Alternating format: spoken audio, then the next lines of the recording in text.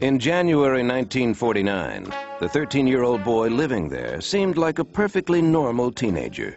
Attending school, concentrating on his studies, he was slightly built and unathletic, preferring to stay indoors listening to his favorite programs on the radio and playing board games. Suddenly, witnesses say, a series of unexplained events began. Scratching sounds erupted from the walls and the floors of the family's home. The boy's bed would shake, furniture would slide across the room, and dresser drawers would fly open. At first, his parents thought these strange occurrences were related to the boy's distress over the recent death of a favorite aunt. The aunt had schooled the boy in her beliefs about communicating with the dead. He had tried contacting her through a Ouija board. Perhaps they thought the strange events were messages from the dead. The parents turned first to their Lutheran minister for help, and later to doctors, but nothing worked. Then, deep scratches began appearing on the boy's body that witnesses said the boy could not have made.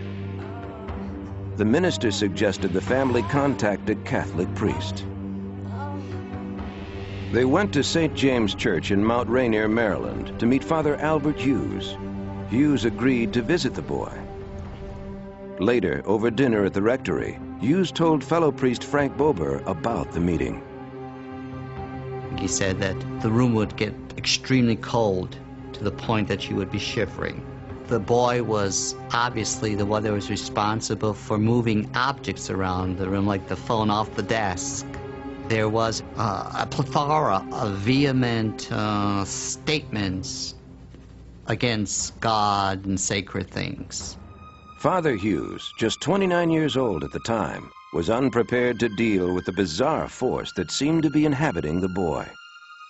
He was certainly befuddled by all of this in terms of, contemporary scientific input. But eventually he felt that, there was no option but that he was dealing with, satanic forces. Father Hughes became convinced that exorcism, an arcane ritual requiring the approval of the Archbishop, was the answer. The rite of exorcism was perfectly delineated, so his feeling was, well, I will follow this and it should work. The parents checked the boy into Washington's Georgetown University Hospital. He was strapped to the bed. Father Hughes blessed the child, knelt at the bedside, and the ritual began. He prayed in Latin to the saints. Then, calling on God, he commanded that the boy be delivered from evil.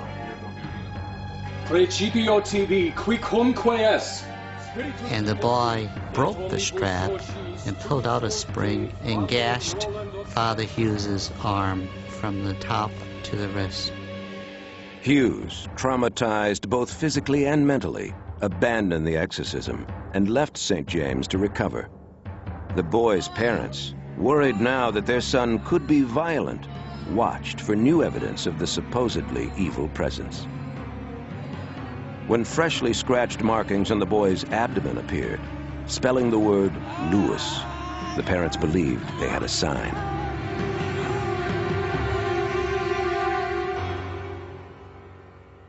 They had relatives in St. Louis, where the boy's late aunt had lived, and they went there for help.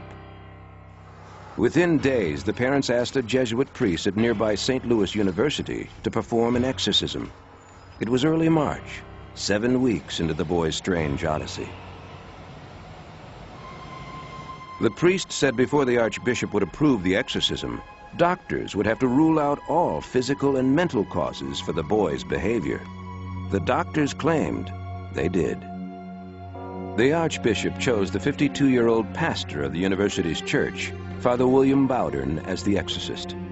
Bowdern had the required qualifications according to his superior. He was pious, prudent, and mature of years, just as the exorcism ritual dictated. Bowdern asked a professor and fellow priest, Raymond Bishop, then 43 years old, to assist him. He also included Walter Halloran.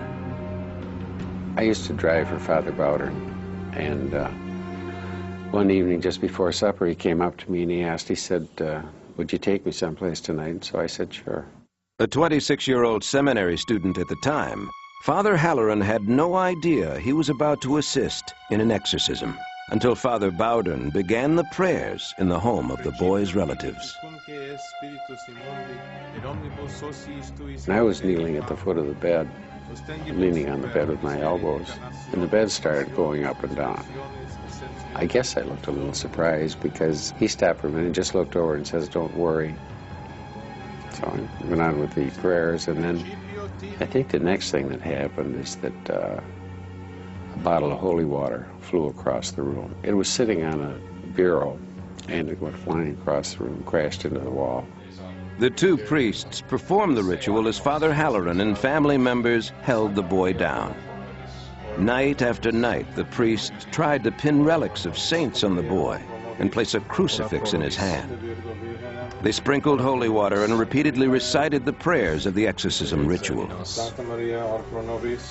During the prayers of exorcism, the child would become real agitated and thrash around. Holy water would always bring a reaction from the little boy, you know, of anger, not wanting the holy water sprinkled on him and that sort of thing.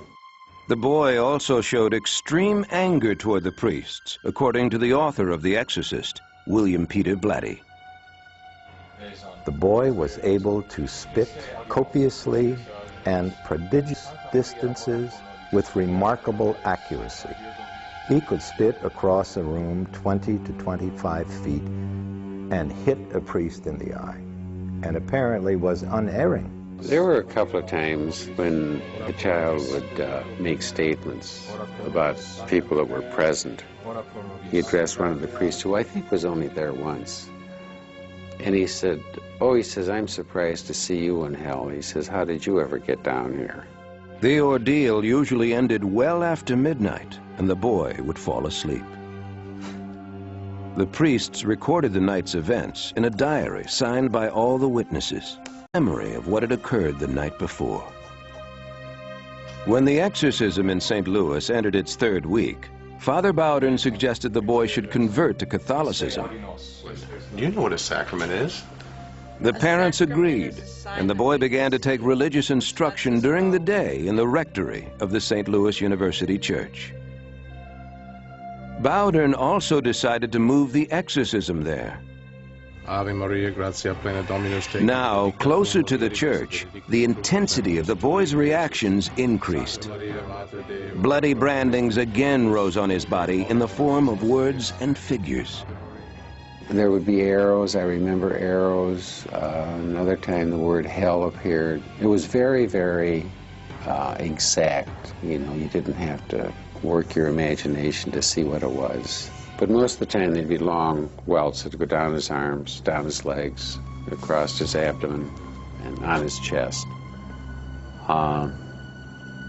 One time, one of the spots looked something like the hooded drawings you have of the devil.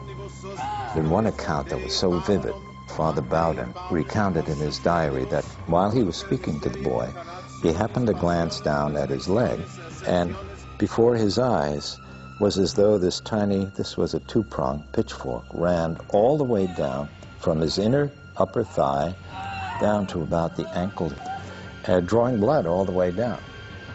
The ritual explicitly prohibits dialogue with the demon, but directs the exorcist to demand answers to two questions. What is your name? And what is the day and hour you will depart? So you ask those, and then you pause for an answer. Sometimes an answer is given. Like one time the child responded Legion to what is your name. At other times, the boy, speaking in an unfamiliar voice, identified himself as Spite, or the devil. One night, the voice reportedly offered to prove that it was the devil. I will awaken the boy, it said, and he will be pleasant. The boy instantly awoke, and he was calm. Later, the voice said, I will wake him up, and he will be awful. The boy woke up in a cursing fit. The voice would often taunt the priests, saying that a certain word had to be revealed before the spirit would leave. As closely as I can remember, these are the words: I will not go until he says a certain word, and I will not let him say the word. By now, according to Halloran, the battle for the boy's soul seemed endless. Night after night, the exorcist would order them to return to the rectory, repeat the ritual, and confront the forces of the unexplained. By April 1949, the teenage boy supposedly possessed by the devil had undergone almost 5 weeks of nightly exorcism rites. The boy's physical condition had weakened dramatically, and the priests feared that he was becoming dangerously ill. As a precaution, the exorcist decided to move the boy again, this time to the Alexian Brothers Catholic Hospital near St. Louis University. No one noticed when someone placed a statue of St. Michael the Archangel in the room. The exorcist intensified his efforts to convert the boy to Catholicism. He wanted him to accept communion. Every time Father Bowden would go to give him a host, then he'd start acting very wildly and have to be held. He had knocked the host out of Father Bowden's hand, and he hit Father Bowden, and then he grit his teeth and just refused to accept anything in his mouth. It must have taken 2 hours before he accepted the host. Easter passed with no change in the boy's behavior. The exorcist felt an urgent need to try something different. He decided to ask the ritual's required questions in English, not Latin. At first, there was the usual mix of spitting and cursing, but then the boy cried out. He said St. Michael was present. St. Michael the Archangel was present, and then he described him. In a deep, mature voice, the boy then said, Satan, I command you to leave in the name of Dominus. Leave now. The exorcist believed the boy had at last uttered the word of release, Dominus, Latin for Lord. Suddenly, according to Halloran, the boy struggled and his body contorted wildly. The child became very violent, and there was a huge noise,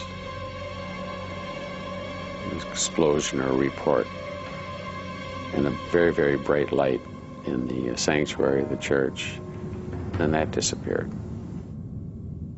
The boy fell into a deep sleep. When he awoke, he said the ordeal was over. He told of dreaming of a beautiful angel who carried a fiery sword and conquered demons. Then he fell back asleep. When the boy awoke again, all memories of his exorcism had vanished. The boy and his family returned to Maryland and converted to Catholicism. For nearly 5 decades, witnesses have protected his identity. Now, in his 60s, they say he has lived a rather ordinary life. He named his son Michael. Did an evil spirit possess the boy? Did a medieval ritual free a child from the grasp of Satan? Father Bowden, now deceased, confirmed the exorcism in a letter to author William Peter Blatty. He said, I can tell you one thing. The case that I was involved in was the real thing. I had no doubt about it then. I have no doubt about it now. The fact that the exorcism was successful is it shows that the power of God is certainly stronger than the power of the devil. Skeptics dismiss Halloran's claim. Their explanations for the boy's actions do not include the devil. A professor at the University of California, Los Angeles, Henry Kelly, a former Jesuit seminarian, says he believes the boy's so-called possessed behavior was brought on by the exorcism ritual itself. As soon as he began the rite of exorcism, then the symptoms of possession began. And I conclude from this that the very rite of exorcism caused the symptoms of possession. This is a phenomenon that has happened in the past, that suggestion brings the symptoms on, and suggestion cures the symptoms. Blatty, however, says Father Bowdern tested that theory. The exorcist would attempt to trick the boy, and instead of reading the ritual in Latin, they would read Caesar's Gallic Wars to see what the response would be, and there would be a fiendish, demonic response. Never happened. Others speculate that the boy and his aunt had an inappropriate physical relationship, and her death triggered his condition. Jesuit priest Francis Cleary, a professor of theology at St. Louis University, contends the exorcism is a story of incest and psychological dysfunction, not possession. It would seem to me, from what I have read and encountered, that we're dealing with the case of a boy who has just moved into puberty, who may well have had a prehistory of incestuous encounters with his aunt. It would be a mistake to take that experience of psychological sickness, disease, and paranormal phenomena, and without justification throw that into a religious context. Leave religion out of it. It doesn't belong here. Psychiatrist Dr. David Baer says new research about brain disorders may provide medical explanations for the boy's so-called possession. The brain is The brain is a combination of electrical circuits and chemical systems. The way one brain cell signals another, in most cases, is by releasing a chemical. So abnormal chemicals in the brain can produce unusual states, changes in behavior, a sense of possession. Dr. Baer says the boy may have suffered from temporal lobe epilepsy. Temporal lobe epilepsy can be caused by things like infections, encephalitis, an infection of the brain, and that can be temporary. Temporal lobe seizures often begin in puberty. Baer thinks seizures in the temporal lobe, which is connected to what's known as the autonomic nervous system, may also explain the skin welts. And he's skeptical about the accounts of words spelled out on the boy's body. And I do wonder, in the case of this young boy, whether some of the people who observed the welts and the changes in his skin added their own interpretation of what they saw. Halloran believes the welts, like the boy's so-called possession, were real and cannot be explained by modern science. I think that anyone could suffer possession. And I think it's basically because of the power that Satan has, and then also inherent weaknesses that we have. My own feeling is that this particular case was an authentic case of possession, whatever that is, and that the boy had lucid moments in which he was not under that influence, but during which he did what this psychic, he vamped. Here were priests all around him, conducting this grand and formal, impressive rite of exorcism, witnesses in the room. I'm guessing that he just played along for a portion of it, but that other than these spells, he was in the grip of something inexplicable. Neither mental illness nor neurological disease can possibly explain the accounts of the shaking bed or the flying drawers. Were the 48 priests, doctors, and family members mistaken when they attested to the otherworldly events they witnessed? Skeptics say yes, and argue that the roots of the boy's behavior are in his brain. Believers say the true cause stares at us from the molten depths of the unexplained. Evil, for those who believe, makes its mark in many ways. Exorcists supposedly can banish a single devil or banish dozens of demons from a single person. For many Pentecostal Christians, the hushed tones of what they call deliverance wrenches the demons from their unwilling host while launching a believer on a journey through the unexplained. In September 1990, 25-year-old Ellen Carney moved from Hartford, Connecticut to Pasadena, California, and enrolled in graduate school at Fuller Theological Seminary. Ellen felt a new life beginning for her. Stricken at birth by a severe muscle disease, she had survived a troubled childhood with a mother whom Ellen alleges sexually abused her. As a teenager, her mother committed her to a hospital for people with physical disabilities. There, feeling abandoned, Ellen turned to drugs, heavy metal rock music, and the occult. Then a friend gave her a Bible and invited her to attend a local Pentecostal church service. For the first time in her life, Ellen says she felt a personal relationship with God and became a born-again Christian. Now, at Fuller, she hoped to deepen her faith, but her new life took on an ominous edge. She says strange things began to happen. Her bed would shake so violently it would awaken her. There was all sorts of strange phenomena, lights going on and off, things moving around. I was experiencing strange happenings, like almost being hit by a car 3 times in the same week, and voices in my head that I knew weren't my own thoughts. I would get this enormous burst of loud, sort of antagonistic voices saying negative things about me. Just a lot of strange things that I couldn't explain, and that scared me.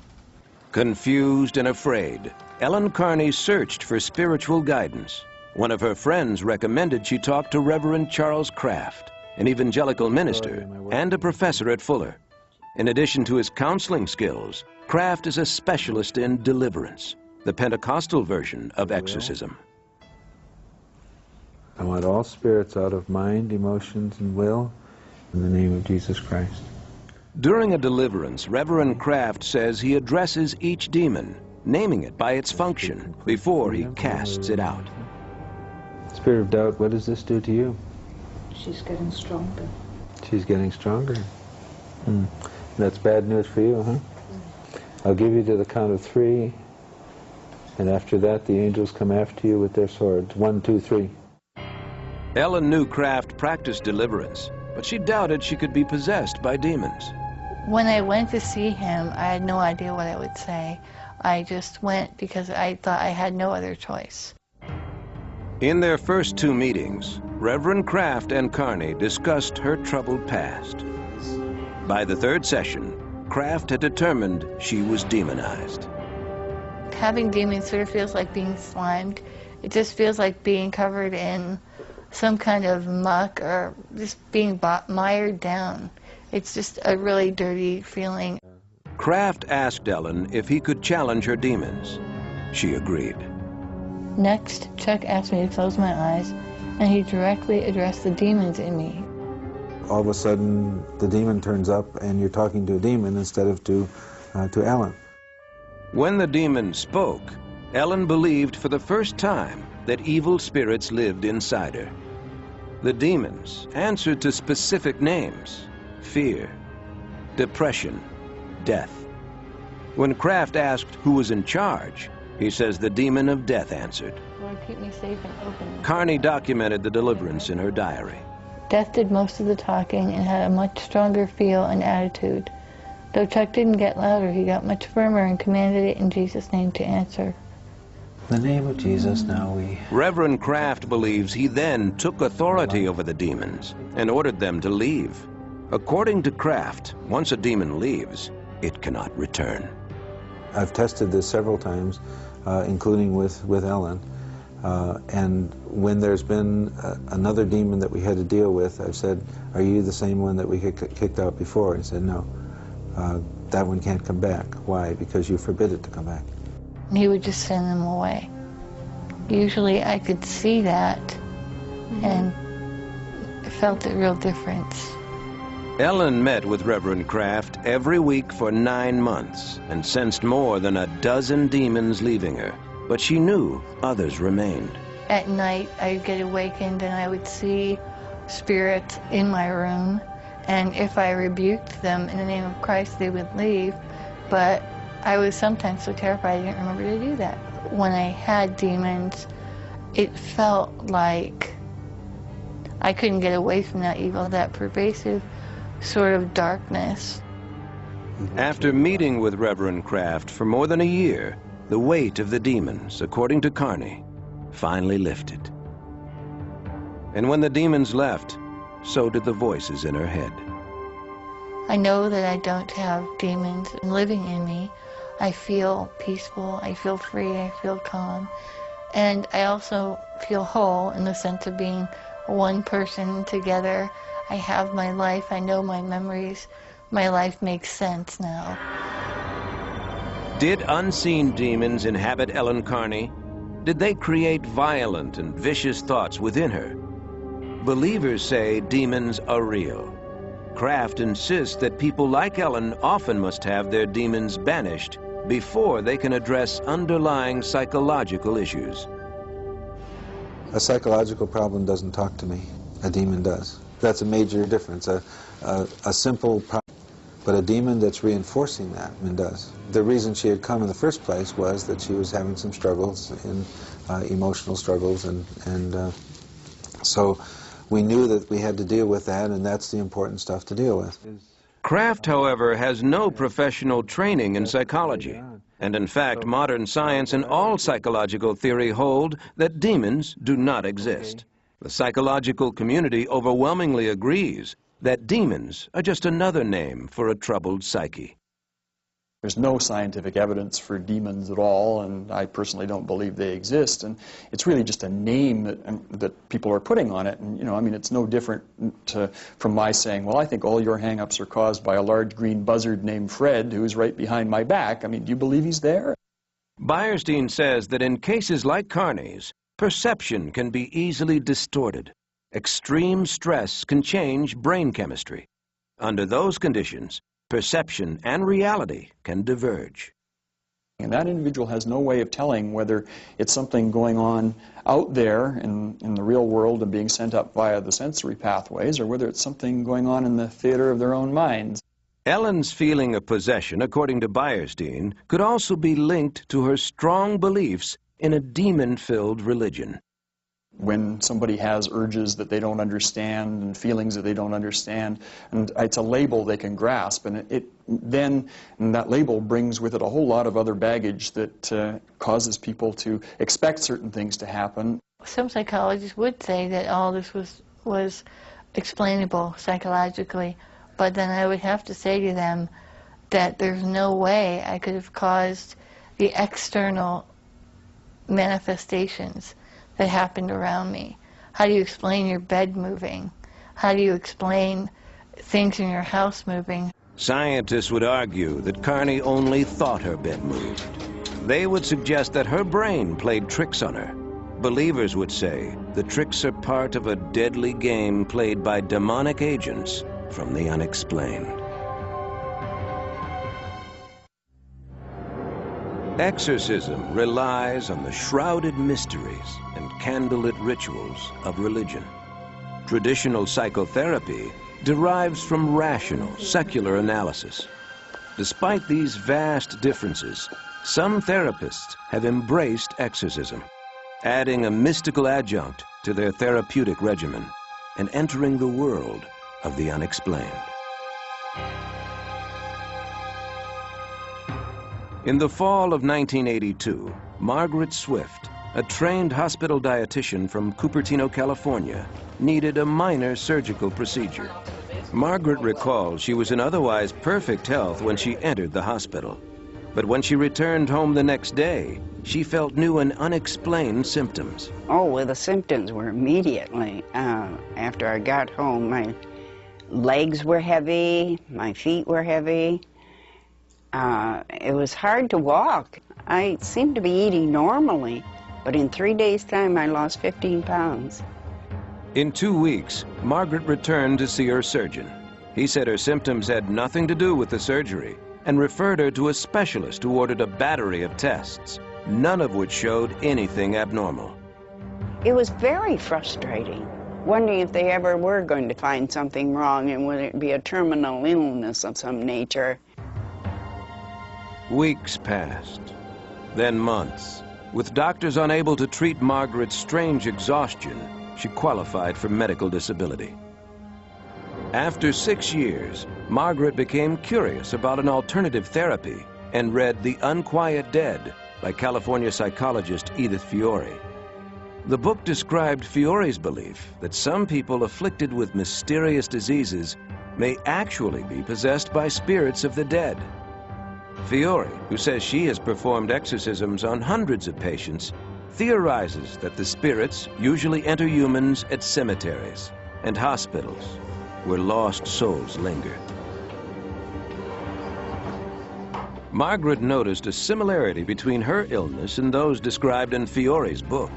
She was skeptical that hypnotism could remove spirits of the dead, but desperate to find a cure, she made an appointment with Fiore. All right, have you ever been hypnotized before, Margaret? No, I haven't been.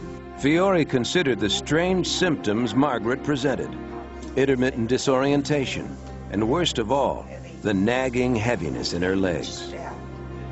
The psychologist immediately linked Margaret's past hospitalization to spirit possession. Fiore and Swift agreed to recreate the earlier exorcism. Fiore then began what she called the depossession process by putting Margaret under hypnosis and addressing the spirit directly. Your name isn't Margaret. When you go into the spirit world, you're going to be in a perfect body of your own. So you don't need to be in Margaret's body. Go in the name of the Father and the Son, Jesus Christ. Go in peace and light and love. You must leave now. It was like a balloon bursting or something, and it seemed to leave through the solar plexus. When she emerged from hypnosis, Margaret says she felt completely different. The heaviness had disappeared, and she actually felt light on her feet. She couldn't wait to show her husband how she had changed. I said, "You can't imagine what happened, Bill. I got rid of this heavy feeling in my feet and legs." And he could tell by the expression on my face that something happened. 15 years after her experience, the symptoms that drove Margaret to an exorcist have never returned. Did a spirit possess Margaret Swift's body, causing chronic fatigue? Fiore says she has no doubt in the reality of possessive spirits and the effectiveness of her ritual. Having used it for 20 years, I now have come to believe that these spirits do indeed exist, and they do indeed possess living people.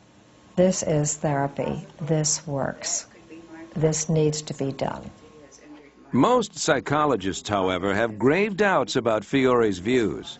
Clinical psychologist Jeffrey Youngren says her methods belong in a religious cult, not in psychotherapy.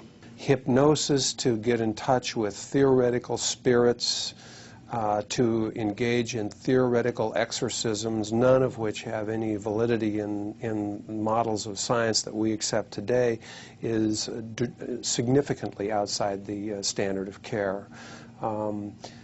That kind of practice is really just not what psychology or psychotherapy is. Youngren charges that Fiore's methods are not only highly unorthodox, but dangerous.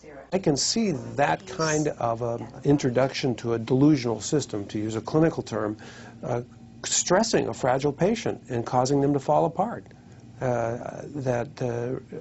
And in fact, I have been involved in one specific case where that did occur, that there was an exorcism, if you will, a spirit removal, and the end result of that was that the patient was psychiatrically hospitalized. Fiore insists that her methods work, but Youngren believes Margaret Swift was cured simply because she expected to be cured. If someone enters a session with an expectancy that something's going to happen, we can bring about vast changes in them through that expectancy. Did a psychologist banish a spirit and resolve her patient's symptoms? Scientists argue that Swift's recovery was the lucky result of the power of suggestion, not a real cure. Others see a vibrant and healthy woman and credit her spontaneous recovery to the departure of a lost soul of the unexplained. A belief in demonic possession and the cleansing power of exorcism is common to many religions around the world. In most cases, those religions have codified and formalized the exorcism ritual. The raw, powerful essence of the rite has for the most part vanished, except in remote tribal villages where the spirit of the unexplained has a face. For the Himba of southwestern Africa, tribal life brims with the lives of the spirits. The Himba traditions hold that spirits cause all human illness, and that only exorcism carried out by a native healer can restore health. Western eyes have rarely viewed these centuries-old rites.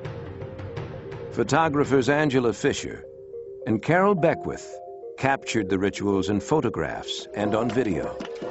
This exclusive footage has never been seen before. These are the three wives of a dead tribesman. Himba villagers knew a spirit from the animal world had entered the women's bodies. Several months earlier, their husband had been killed by a lion, and it was believed that he had sent his spirit, the lion spirit, back into the village to pull his three wives into the afterworld to join him.